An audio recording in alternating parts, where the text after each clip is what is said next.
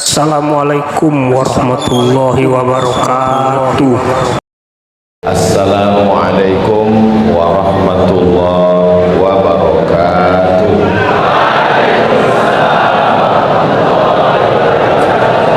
Alhamdulillah. Allahumma salli ala sayyidina Muhammad ibn Abdillah wa ala alihi wa sahbihi wa man tabi'ahu wa mawala. Apa kabar adik-adik semua? Alhamdulillah. Memang cantik baju katun lengkap dengan celana. Saya tidak lagi berpantun karena sudah dipakai Ustadz Ulin Nuha.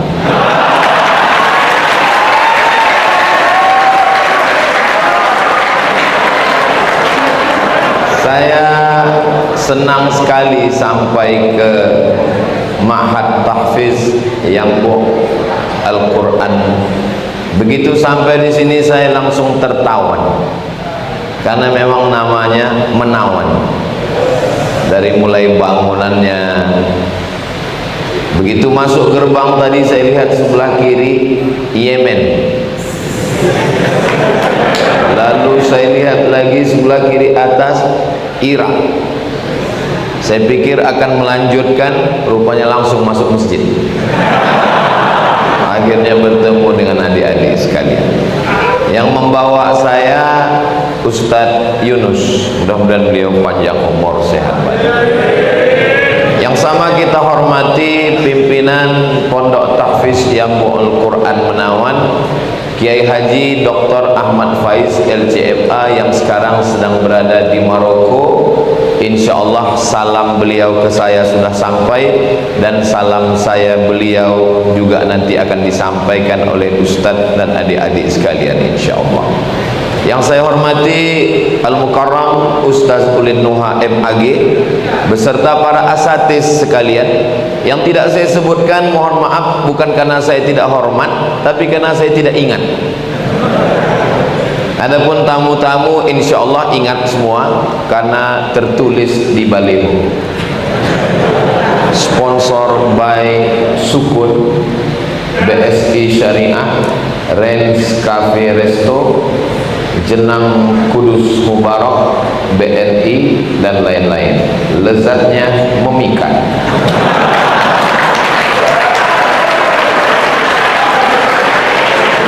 Para guru yang hari ini kita sedang peringati Hari Guru Nasional, diperingati bersama para santri penghafal Quran Yambo Al-Quran.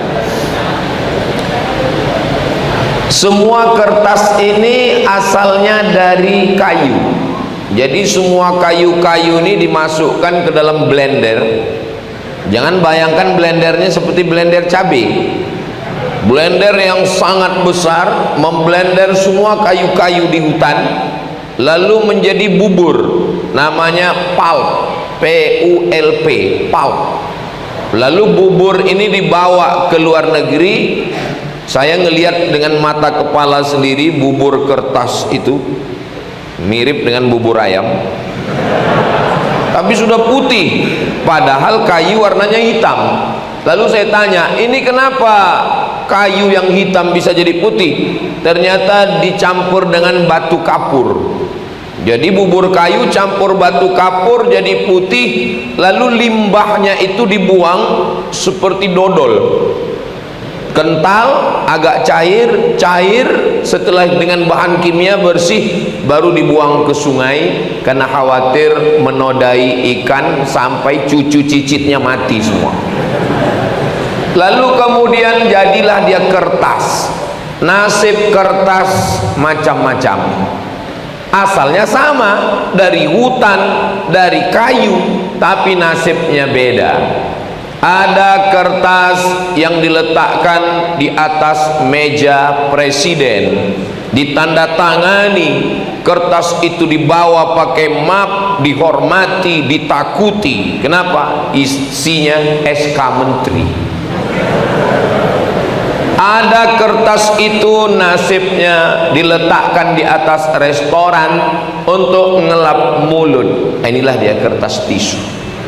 Tapi ada kertas yang amat sangat kurang beruntung di toilet. Gak usahlah kita teruskan, hilang selera makan kita nanti. Tapi ada kertas yang tidak berani disentuh menteri, presiden, bupati, gubernur, wali kota. Siapapun tidak berani menyentuh kertas ini. Padahal asalnya dari hutan, dari kayu juga. Kertas itu adalah la yamassuhu illal,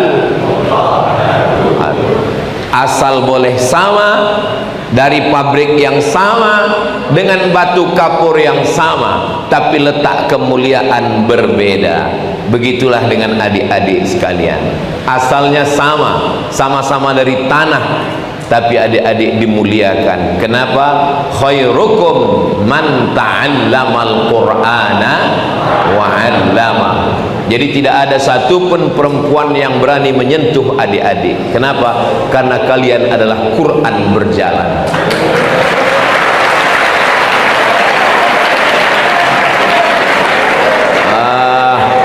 Saya nggak percaya tuh Ustadz Somad.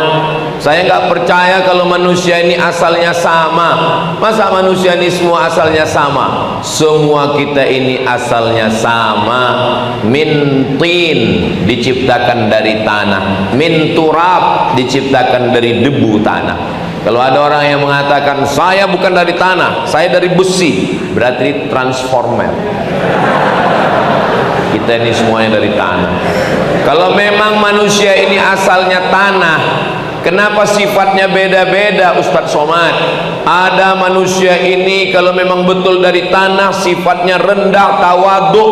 Kenapa sifatnya ada yang sombong? Karena memang tanah juga macam-macam. Jadi kalau ada yang angkuh, sombong, itu mungkin dia diciptakan dari tanah sengketa. Ini teman saya ini selalu memberikan bebannya ke saya, beban hutang, beban tugas, beban ujian, beban pekerjaan, selalu menimpakan ke saya. Mungkin dia tercipta dari tanah timbun. Maka insya Allah adik-adik walaupun dari tanah, berjalan di atas tanah, akan masuk lubang tanah dan akan dimakan cacing tanah. Tapi kalian mulia. Kenapa? Lisan kalian Al-Quran, hati kalian Al-Quran, pikiran kalian Al-Quran. Yamshi alal ard, berjalan di atas muka bumi. Sanawiyah kelas 1 5 juz, kelas 2 10 juz, kelas 3 15 juz, aliyah kelas 1 20 juz, kelas 2 25 juz, kelas 3 30 juz. Enggak hafal 5 juz, enggak naik kelas. Ustadz tahu dari mana? Saya kan nanya-nanya Ustadz Ulin Nuha tadi.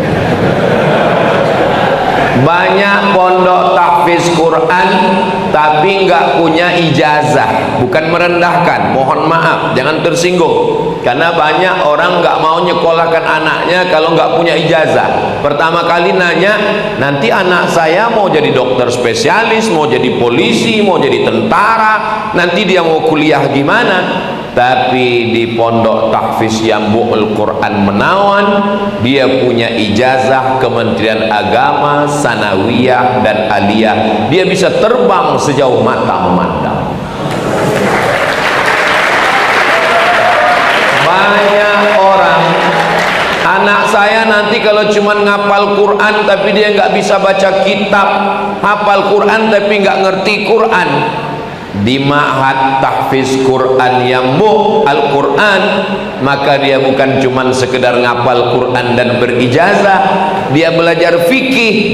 Di mata pelajarannya fikih, tapi yang dia baca kitab Fathul Qarib, dia baca kitab akidah Imam Abul Hasan Al-Ash'ari, akidahnya ahli sunnah wal jamaah. Baca Qurannya hatam, hafal Qurannya mutqin, punya ijazah diakui Kementerian Agama, bisa baca kitab. Inilah harapan calon mertua.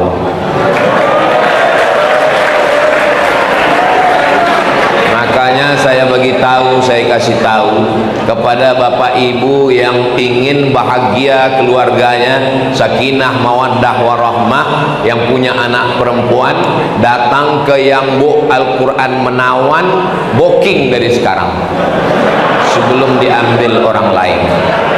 Walaupun nampaknya saya sedang ngomong di Pondok Tahfiz Yambu Al-Quran Menawan, tapi kan video saya ini akan di-share, ditonton oleh jamaah. Jangan lupa saksikan di channel Ustadz Abdul Somad Official. Subscribe, like, share.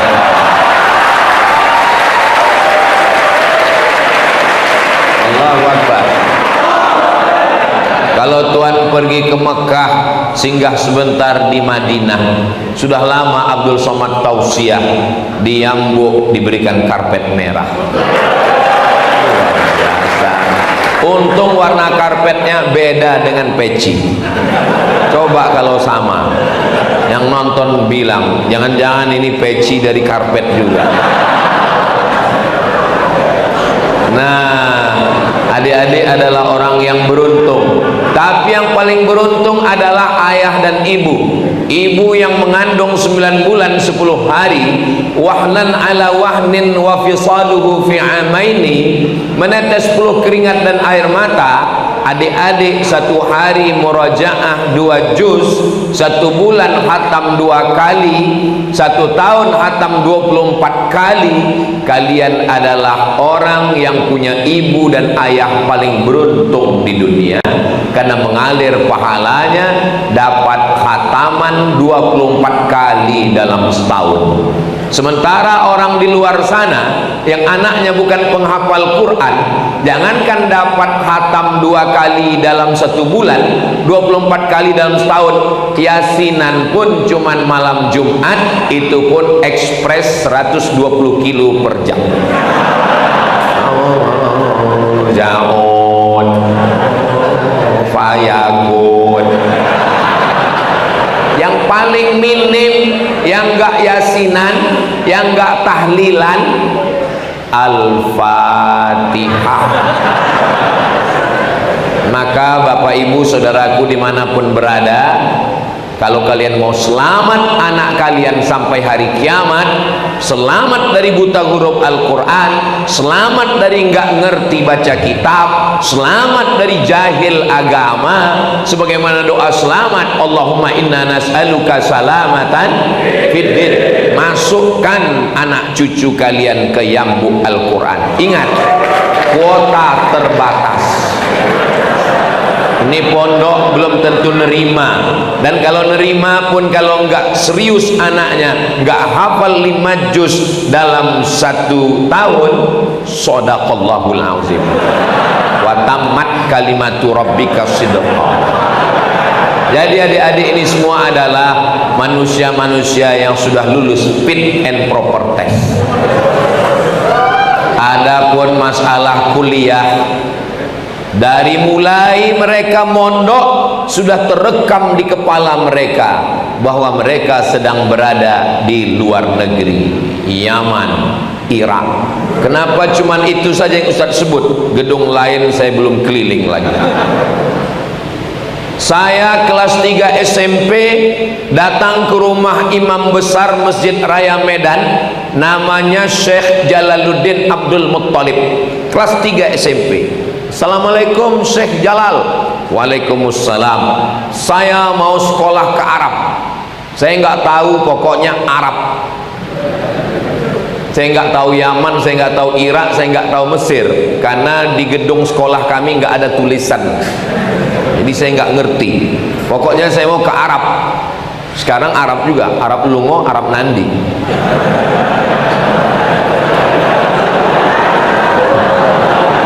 Syekh Jalaluddin, tolong saya mau berangkat ke Arab. Dia nanya, kamu kelas berapa? Saya baru kelas 3 SMP. Tamatkan dulu SMP, masuk mondok, tamat aliyah, baru nanti kamu saya berangkatkan. Jadi saya kelas 3 SMP sudah punya cita-cita mau ke Arab, walaupun saya nggak tahu di mana Arab. Lalu setelah tamat mondok di Al-Jam'iyatul Wasliyah, Lalu kemudian saya pun berangkat ikut tes Kementerian Agama, beasiswa Al-Azhar ada 100 orang tahun 1998. Lalu kemudian saya ikut tes, lulus, berangkat 5 September 1998 dari Cengkareng menuju Amman, dari Jordania menuju Kairo. Mendarat di Kairo, pakai jas, pakai dasi, pakai jaket, pakai topi. Sampai di sana keringetan, ternyata musim panas. Disambut oleh Ketua PPMI, Persatuan Pelajar Mahasiswa Indonesia. Setelah disambut-sambut, saya ditanya sama senior, naik pesawat apa? Saya jawab, saya naik pesawat Royal Jordan Airlines. Oh, kata mereka, itulah tiket yang paling murah.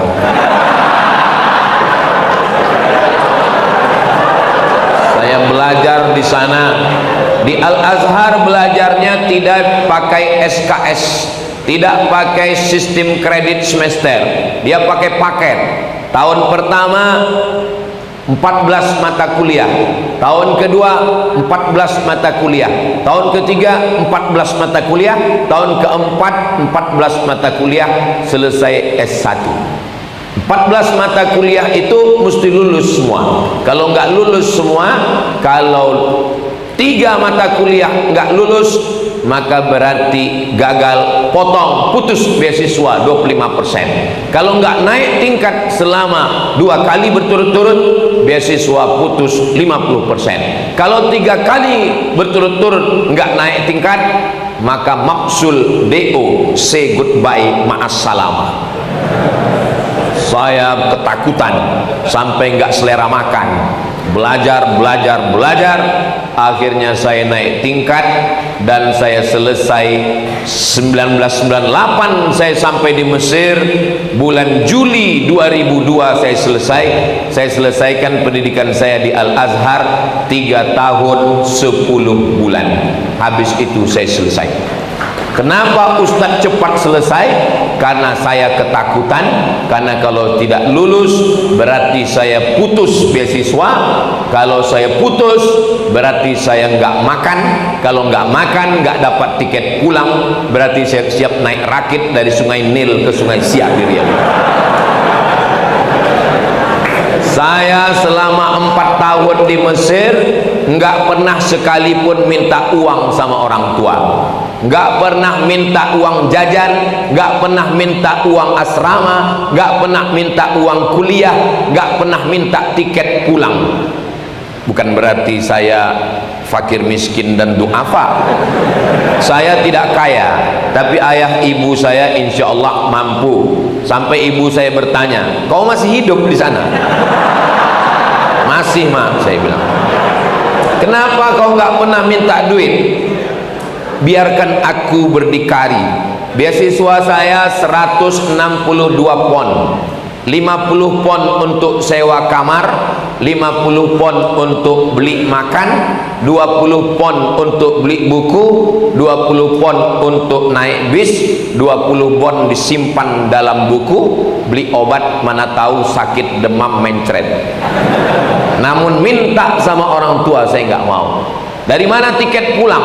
Tiket pulang saya dari Al-Azhar, saya bawa ijazah LC, saya tunjukkan ke Al-Azhar, dapat tiket pulang. Saya tanya, ini tiketnya dari Kairo sampai Jakarta atau dari Jakarta ke Riau saya nanti beli tiket sendiri?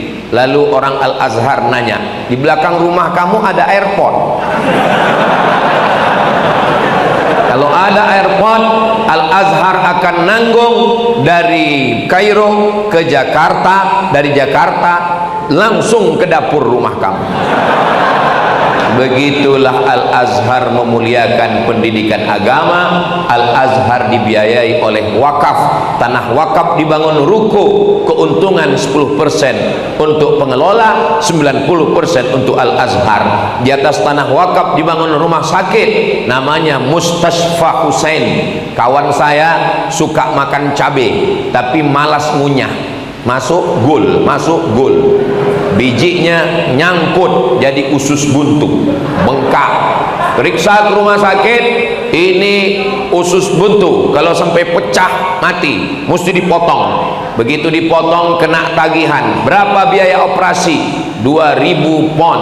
Waktu itu 2.000 pon kali 3.000, 6 juta. Enggak punya uang.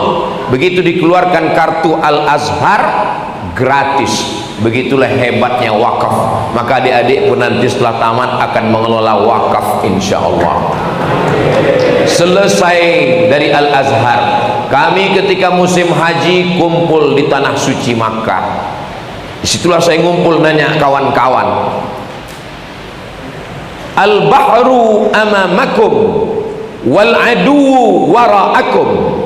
Di belakang kamu ada lautan. Al-bahru wara'akum wal aduwu amamakum. Lautan di belakang, musuh di depan. Kalau mati, mati syahid. Kalau mundur, mati konyol. Begitu juga kita ketika kuliah. S1 di belakang, mertua di depan. Ainal mafar, mau kemana? Saya mikir aku mesti S2. Gimana caranya? Makanya pas haji itu ngumpul sama kawan-kawan, nanya, kau dari mana? Saya dari Irak. Wah, ada universitas di Irak? Ada. Apa namanya? Universitas Saddam Hussein. Pertanyaan yang pertama, gratis nggak? Sebab ini pemburu beasiswa. Universitas Saddam Hussein, iya. Di mana? Di Baghdad. Oke, berarti saya nanti daftar di Universitas Saddam Hussein di Baghdad. Dari Irak ke Madinah naik bis. Berarti kalau dari Irak ke Madinah naik bis, bisa haji tiap tahun, jadi guide haji umroh, duitnya untuk biaya hidup, dan sekolahnya gratis. Tekad saya 2002 saya akan ke Irak. Sebulan sebelum saya berangkat, Universitas Saddam Hussein itu rata dibom sama George Bush. Maka presiden yang paling saya benci di dunia, George Bush. Hancur semuanya.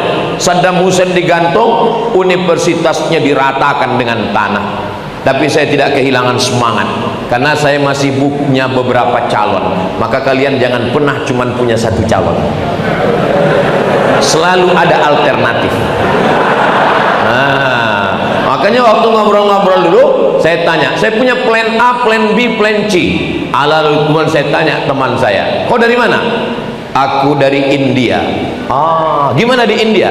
India biaya hidup murah, dan tiap tahun bisa pergi haji untuk kerja, ngumpul duit untuk jangan minta sama orang tua. Oke, mantap. Apalagi kelebihan India?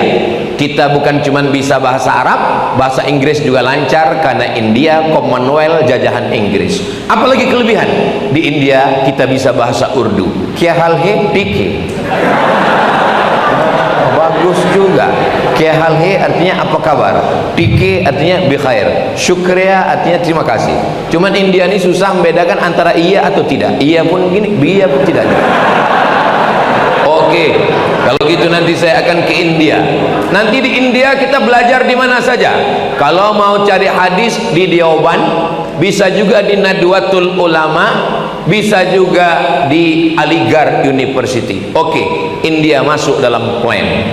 Lalu kemudian mana lagi? Maroko masuk dalam plan.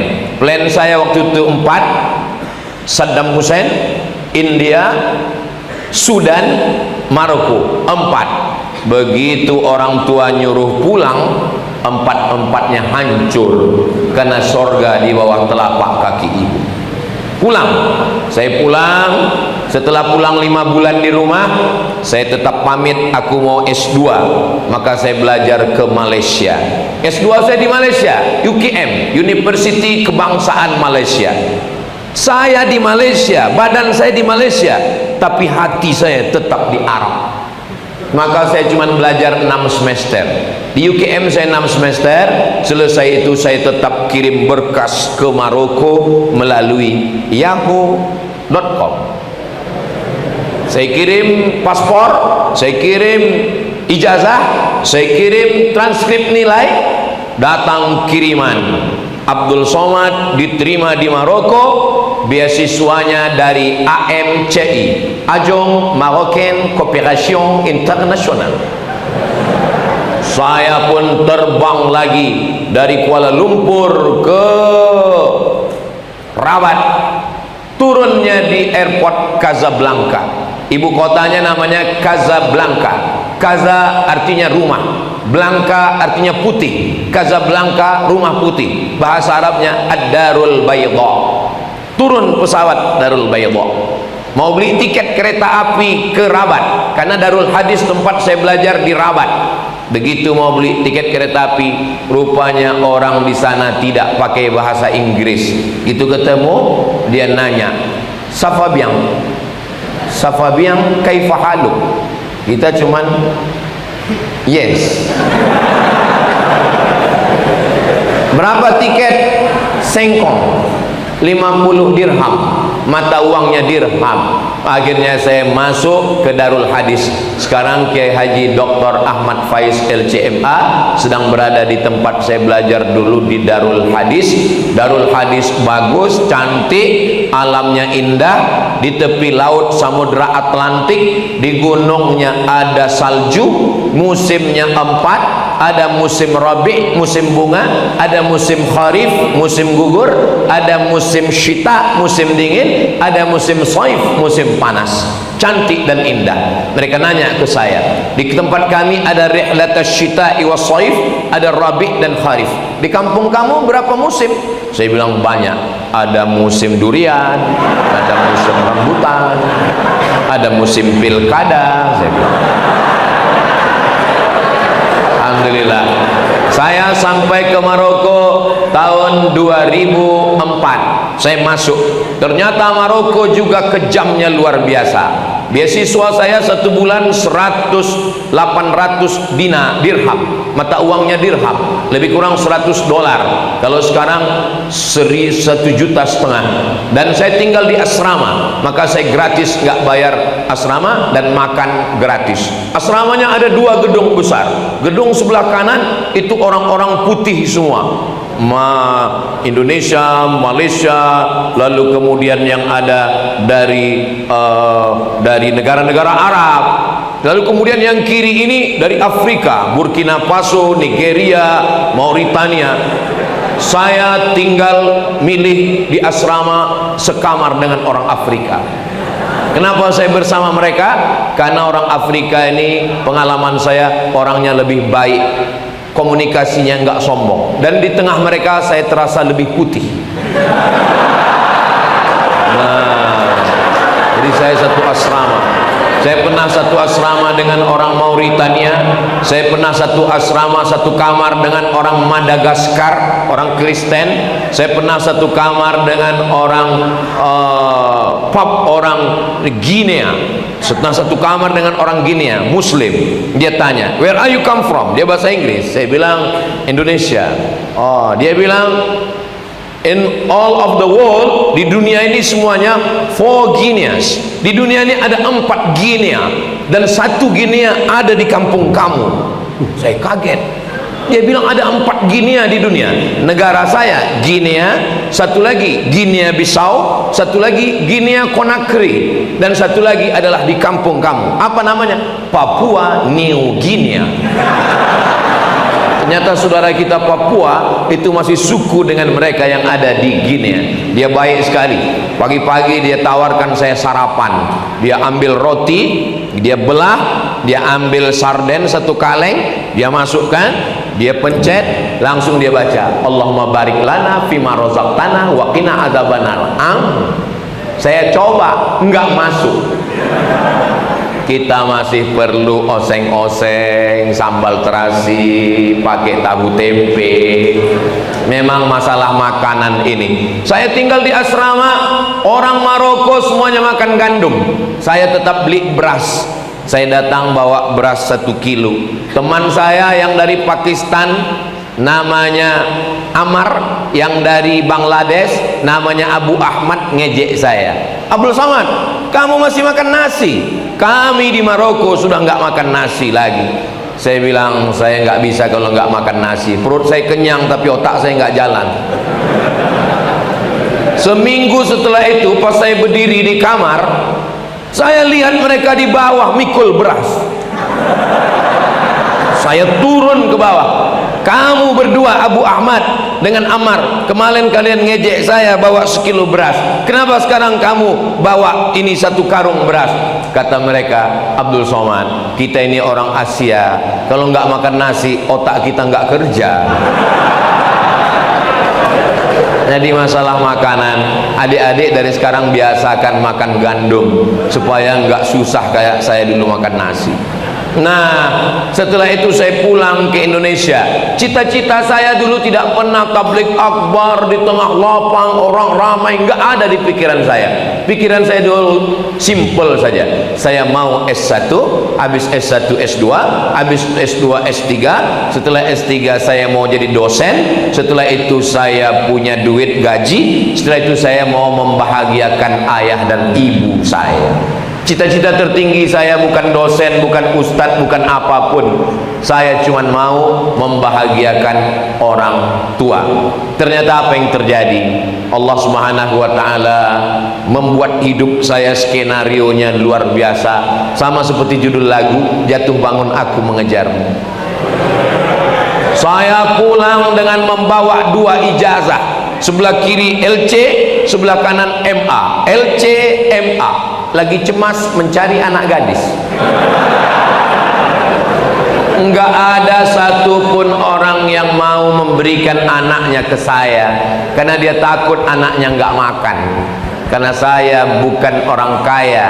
Akhirnya saya merantau ke Brunei Darussalam. Saya buat surat lamaran kerja, masih saya simpan sekarang di file laptop saya. 17 lamaran, 1 pun nggak ada yang nyangkut. Akhirnya saya pulang. Kata ibu saya, kau pulang aja, kau ngajar di kampung halaman. Setelah saya pulang, saya ikut tes dosen. Saya lulus tahun 2009, PNS Fakultas Usuluddin, ngajar mata kuliah hadis. Karena S2 yang saya tulis itu 600 halaman. Judul tesis S2-nya Rijalul Muwatta' was Sahihain alladzina dha'afahumun Nasa'i fi kitabid du'afa wal matrukin jam'an wa dirasatan. Periwayat hadis yang ada dalam Sahih Bukhari, Sahih Muslim, Muwatta Imam Malik yang didhaifkan oleh Imam An-Nasa'i dalam kitab du'afa wal matrukin sebanyak 62 perawi. Diterima, disidangkan. Saya selesai sidangnya pada bulan November 2006. Jadi S2 saya selesaikan setahun 11 bulan. Kenapa bisa cepat? Karena ancaman kalau beasiswa putus nggak makan. Jadi ternyata, mohon maaf, anjing herder yang lari kencang dengan orang yang lari biasa itu yang bisa mengimbangi. Siapa yang mau lomba lari kencang, cobalah dikejar anjing herder. Insya Allah cepat. Makanya kalau ada sekarang saya ketemu dengan mahasiswa, saya masuk kampus, pas nanya sama mahasiswa, kamu semester berapa? Semester berapa? 4. Masa 14? Kok bisa semester 14? Bukunya bahasa Indonesia, dosennya orang Indonesia, belajarnya di Indonesia, pulang kampung tiap Sabtu. Kok bisa 14 semester nggak selesai? Karena nggak dikejar anjing. Nggak ada yang dikhawatirkan. Putus uang, kos-kosan nggak ada, uang nggak ada, passwordnya tinggal 3 huruf, mbok, mak, mother. Maka kalau mau adik-adik semangat belajar, nanti kasih tahu sama orang tua, ayah, ibu, izinkan aku pergi sejauh mata memandang, jangan kirim uang selama 4 tahun.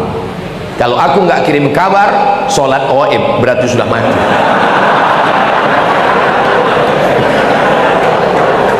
Saya nggak suka dengan anak-anak muda karena menerima uang dari orang tua, gaya-gayaan di kampus, bawa motor, knalpotnya disunat, bunyi knalpotnya beb beb beb beb beb.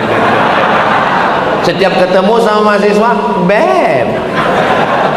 Alhamdulillah di Ma'had Tahfiz Yambok Al-Quran semuanya laki-laki, ustaznya laki-laki. Berarti kalian sama dengan saya. Saya 4 tahun di Mesir gak pernah pacaran, gak pernah kenal sama perempuan. Kenapa?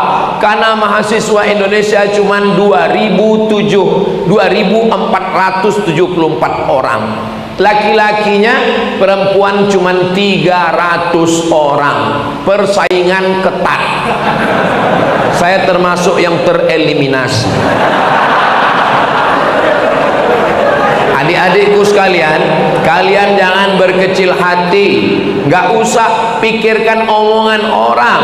Kalau kalian keluar nanti orang pasti akan nanya, sudah punya pacar belum? Belum. Hari gini gak punya pacar, apa kata dunia? Jangan hiraukan. Terus apa jawaban kami? U'izuka bi kalimatillahi tammati min kulli syaitanin wa hammah wa min kulli 'ainin lamah. Kalau dia terus ngejek juga, jawab lembut saja, bacakan pepatah. Anjing menggonggong, kapilah berlalu. Apa? Kau bilang aku anjing? Iya, kau anjing Ashabul Kahfi. Saudara yang dimuliakan Allah, adik-adik sekalian, kalian belajar aja yang serius. Ngapal Quran nggak bisa Ustaz. Kemarin kami pulang, kalian pulangnya cuman 10 hari Ramadan, 10 hari Syawal, 20 hari dalam setahun. Iya, tapi pas kemarin pulang bertamu ngelihat wajah dia.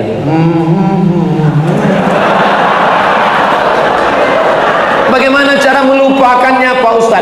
Kalian paling mudah melupakan. Kenapa? Karena sebelum tidur malam kalian pejamkan mata. Innallaha la yastahyi an yadriba mathalan ma ba'datan fa ma fawqaha fa ammal ladzina amanu fa ya'lamuna annahu al-haqqu min rabbihim wa ammal ladzina kafaru fa yaquluna ma'adza arada Allahu bi hadzal mathalan yudillu bihi katsiran wa yahdi bihi katsiran wa ma yudillu bihi illa al-fasiqin. Lama-lama dia hilang. Enggak juga hilang. Allahu la ilaha illa huwal hayyul qayyum. Kalian belajar yang serius, murojaah serius, gantungkan cita-cita setinggi bintang di langit. Setelah itu kalian insya Allah jadi apapun bisa. Nanti ada di antara adik-adik saya ini yang akan jadi polisi jenderal bintang 4, polisi penghafal Quran. Kalian jadi babinsa, babin kamtipmas dan komandan tentara, panglima yang hafal Quran. Kalian akan ada pilot. Saya bermimpi nanti kalau saya naik pesawat, saya tidak lagi mendengar suara musik lagu-lagu di dalam pesawat, tapi yang saya dengarkan adalah suara tarannum Al-Quran. Kenapa? Karena pilotnya adalah penghafal Al-Quran. Saya memimpikan nanti ketika sedang sholat di masjid, saya tidak lagi disuruh maju ke depan. Sekarang kalau ada acara pengajian, ada Kapolres, ada polisi, ada tentara, ada dandim, ada danramil, ada bupati, ada wali kota, selalunya ustadz disuruh ke depan. Saya bermimpi di masa akan datang ketika sedang berbaris, bupati, wali kota, gubernur tidak lagi memerintahkan orang lain, dia sendiri yang akan maju ke depan. Dan ketika ditanya siapa dia, dia adalah bupati, gubernur, wali kota, alumni Yambok Al-Quran.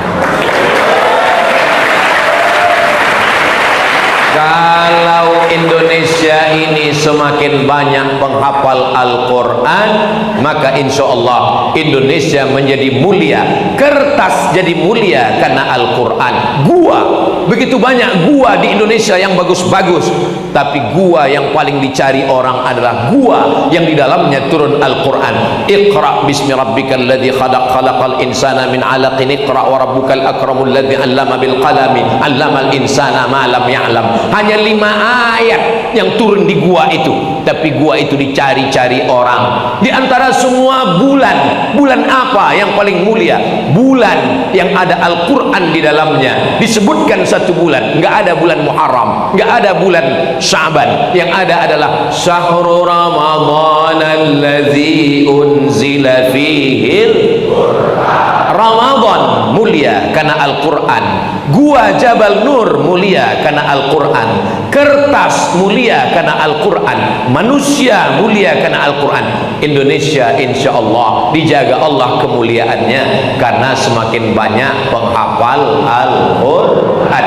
wa idza quri'al Qur'an, kalau Quran dibacakan, fastami'u lahu, dengar baik-baik, wa ansitu, diam, la'allakum turhamun. Ketika Quran dibacakan, turun rahmat Allah subhanahu wa ta'ala. Quran dibacakan di rumah, turun rahmat di rumah. Quran dibacakan di kamar, turun rahmat di kamar. Quran dibacakan di Indonesia, dari Sabang sampai Papua, sanadnya tersambung kepada Mbah Arwani Kudus, sampai kepada Imam Hafs an Asim, sampai kepada Sayyidina Ali, sampai kepada Sayyidina Utsman, sampai ke Sayyidina Zaid bin Thabit, sampai kepada Sayyidina wa Maulana Muhammad sallallahu alaihi wasallam. Baca Quran gak pakai guru, sesat, menyesatkan. Download Quran di google.com, baca Quran sendiri. Alama, tulisannya alama. Kenapa? Karena baca Quran tidak berguru. Al-Quran bukan kertas yang turun dari langit. Al-Quran adalah suara.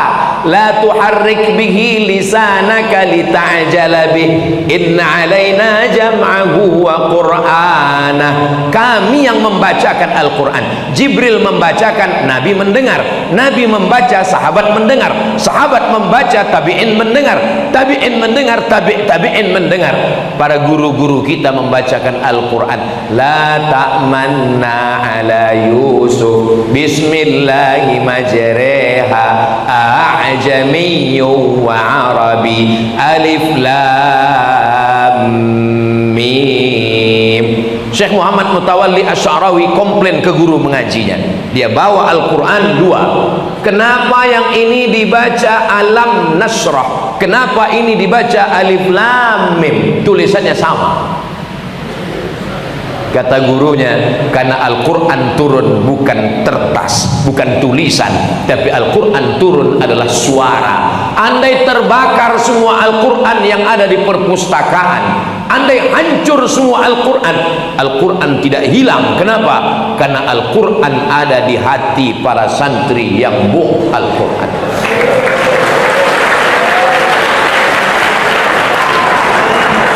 Aku nikahkan engkau dengan anakku dengan mahar mengajarkan Al-Quran.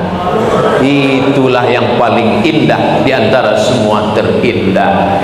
Begitu jam 2 malam orang tuanya bangun, dia dengar suara. Loh, jam piro iki mas? Masih jam loro, masih jam 2. Kenapa suara mikrofon masjid toa sudah bunyi? Bukan dari masjid. Terus dari mana? Anak kita di sebelah sedang murojaah Al-Quran. Bismillahirrahmanirrahim. Ar-Rahman 'allamal Quran, khalaqal insan, 'allamahul bayan. Apa kata si ibu mertua? Lihat tuh mantu kita, baru pertama dia menikah sudah mengajarkan Al-Quran. Kamu sudah 30 tahun jadi suamiku, gak pernah jadi imam Al-Quran. Pelan-pelan mereka melihat pintu kamar anaknya terbuka sedang tahajud. Begitu dilihat, rupanya TV belum mati. Karena mantunya bukan alumni dari Yambo Al-Quran. Kalau dia alumni Yambo, dia pasti bangun tahajud malam, karena dia sudah terbiasa bangun tahajud malam. Dia pasti akan murajaah, mengulang hafalannya. Adik-adikku sekalian, kalian orang paling beruntung, kalian orang paling mulia.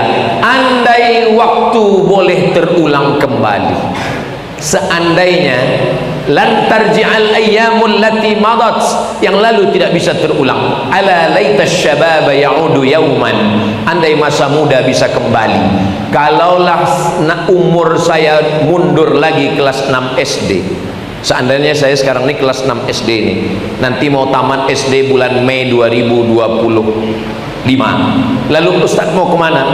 Saya mau jadi santri penghafal Quran yang boh Al-Quran. Kenapa? Tapi Ustaz kan nggak bisa lagi. Saya nggak bisa lagi belajar di Yambu Al-Quran karena umur saya sekarang udah berapa? 27 apa berapa? Umur ini kan bukan masalah angka, umur ini masalah rasa, guys. Saya nggak bisa lagi masuk Yambu, tapi anak saya Sami Ahmad Mesbahi Ibadillah nanti saya mau masukkan ke Yambu Al-Quran. Saya kirim jadwal ke istri saya. Jadwal saya selama 4 hari di Jawa Tengah, mulai start pertama hari ini Jumat, Sabtu, Ahad, Senin baru saya pulang. Nggak boleh lebih dari 4 hari. Kalau lebih 4 hari dikhawatirkan buka cabang. Saya kirim ke istri saya, aku 4 hari di Semarang, ini jadwalnya. Lalu dia lihat, oh ada di Yambu, nanti anak kita sekolahkan ke Yambu. Itu sudah janji. Kalau panjang umur saya yang akan mengantarnya ke Yambu. Kalau umur saya tidak panjang, insya Allah semua sudah mendengar saksi, sampaikan. Ingat, dulu Ustaz Somad pernah ngomong bahwa ingin anaknya supaya kalau dia ngapal Quran, sanad Qurannya tersambung ke Mbah Arwani Kudus. Almarhum ma'aman ahab, orang akan bersama dengan siapa yang dia sayangi. Memang saya nggak pernah ketemu dengan Mbah Arwani, tapi saya selalu mendengar namanya disebut-sebut para penghafal Quran. Kalaupun sanad keilmuan saya tidak tersambung, tapi saya ingin sanad keilmuan hafalan anak saya Al-Qur'annya nyambung sehingga dapat syafaat. Penghafal Quran ini bisa memberikan syafaat. Iqra'ul Quran, bacalah Al-Quran, fa innahu ya'ti yaumal qiyamah. Quran ini nanti akan datang pada hari kiamat, syafi'an li ashabi, memberikan syafaat kepada orang yang membacanya, dan orang yang menghafal itu pun bisa memberikan syafaat.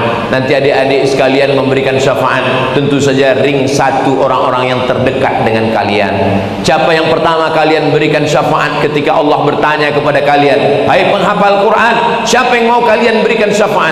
Kalian akan berikan ke ibu kalian, ke ayah, ke istri, ke anak, ke mertua. Setelah semuanya dapat, mudah-mudahan ada di antara kalian yang masih ingat. Oh, satu lagi belum. Siapa? Ustaz Somad.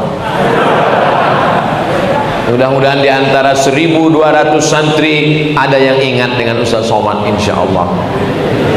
Dari bunyi aminnya kelihatannya nggak banyak yang setuju.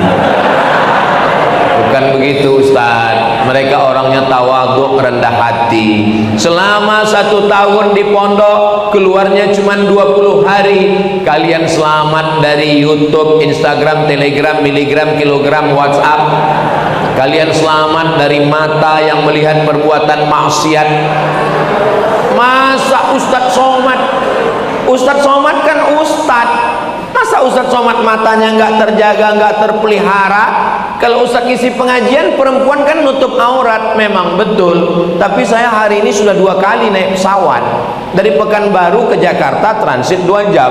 Dari Jakarta ke Semarang. Selama di pesawat, tadi saya nunduk waktu mau masuk pesawat, nunduk. Dia kan tetap nanya, Bapak kursinya nomor berapa?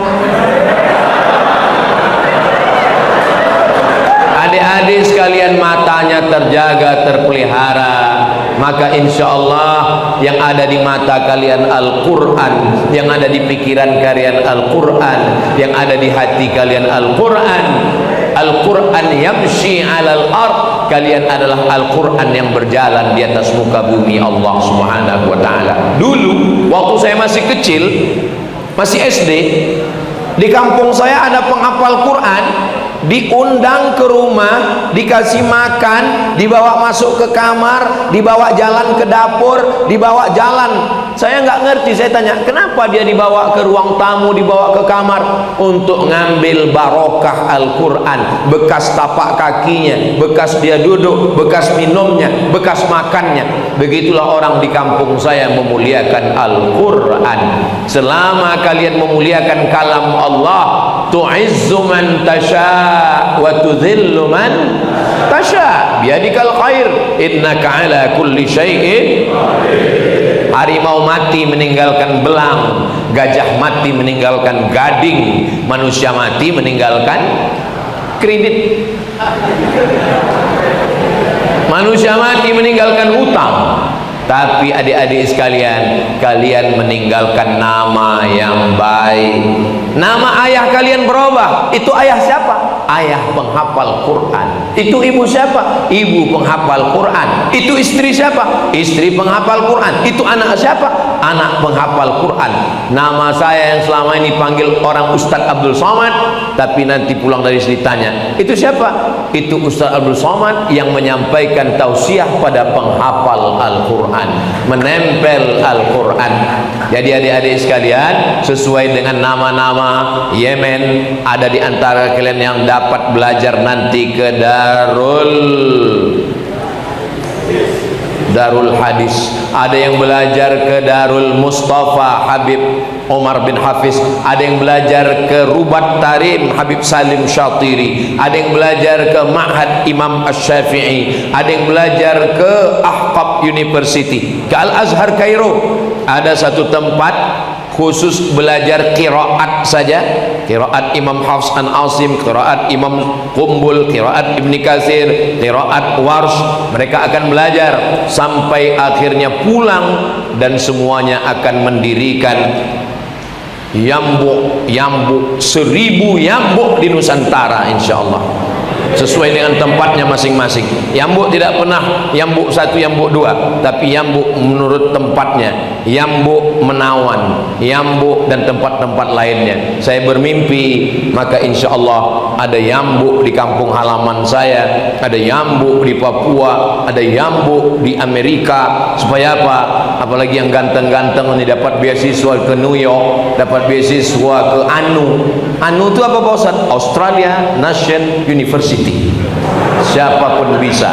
Orang sekarang begitu bangganya kalau anaknya SMP dan SMA. Anak saya di SMA plus, anak saya di SMP. Anak kamu bangga di SMP, enggak masalah, tapi jangan menyepelekan penghafal Quran. Mereka di pondok menghafal 30 juz Al-Quran di kepalanya. Di samping itu dia menghafal lagi tasrif, nahu, sorab. Hitunglah pelajaran di SMP, cukup dengan 5 jari. Fisika, kimia, matematika, bahasa Inggris, bahasa Indonesia. Tapi di pondok pesantren, nahu, sorab, balaghah, ma'ani, bayan, mantik, fikih, usul fikih, qawaidul fikih, tafsir, arud qawafi, hadis, ilmu hadis, mustalah hadis, mukhtaliful hadis, rijalul hadis. Belum lagi Al-Quran. Bapak ibu dimanapun berada, cari anak kalian yang paling cerdas, yang IQ-nya paling tinggi, itulah yang kalian masukkan ke pondok tahfiz Quran Yambuk Al-Quran Menawan. Ini sekarang banyak orang anaknya nggak lulus SMP negeri, nggak lulus SMP plus, nggak diterima di mana-mana, baru dia bawa ke pondok. Oh, pikir pondok tempat pembuangan sampah. Setelah anaknya nakal di pondok karena nggak bisa belajar, nggak nangkap, baru dikatakan pondok tempat nakal. Anakmu nakal sebelum masuk pondok, mas. Saudaraku yang dimuliakan Allah Subhanahu wa taala, mudah-mudahan Allah menjaga adik-adik semua dari perbuatan maksiat. Syakautu ila waqi'in su'a hifzi fa arsyadani ila tarkil ma'asi. Lalu kemudian apa kata dia?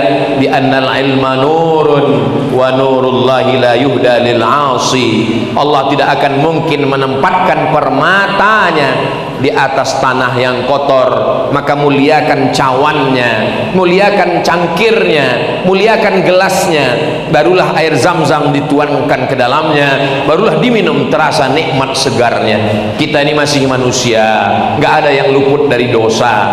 Jadi kalau ada di antara adik-adik mengatakan, saya ini masih buat dosa Pak Ustadz, berarti kamu masih manusia. Saya ini dosa terus, berarti setan.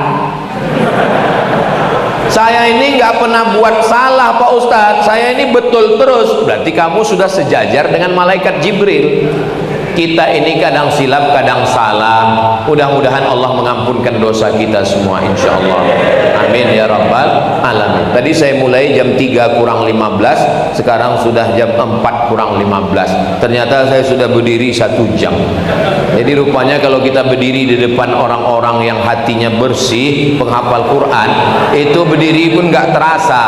Tapi kalau kita berdiri di tempat orang yang hatinya kotor, pikirannya suntuk, bawaannya ngantuk. Saya seingat saya dulu kalau di pondok, banyak santri yang nggak bisa tegak kepala, nunduk aja, entah karena hafalannya berat atau karena digoda setan. Tapi di Ambuk saya lihat semuanya cerah, semuanya cerdas, semuanya semangat. Salamnya pun semangat luar biasa. Mudah-mudahan semangat terus sampai akhirnya kalian adalah anak-anak yang sukses, tongkat pelanjut perjuangan Indonesia ke depan, insyaallah. Itulah yang dapat saya sampaikan. Terima kasih segala perhatian, mohon maaf segala kesilapan. Saya ucapkan selamat Hari Guru. Semoga Bapak Ibu guru, pahlawan tanpa tanda jasa, pahlawan yang terus berjasa. Hidup boleh berhenti, tapi amal jariah kalian terus mengalir walau sudah mati. Akhirnya saya tutup dengan pantun penutup, menangkap puyuh di Bukit Selasih. Thank you dan terima kasih. Banyak kata-kata saya tidak berkenan di hati, menyinggung perasaan. Saya Abdul Somad mohon maaf kepada kiai, kepada majelis guru. Aqulu qauli hadza astaghfirullah li wa lakum. Wassalamualaikum warahmatullahi wabarakatuh.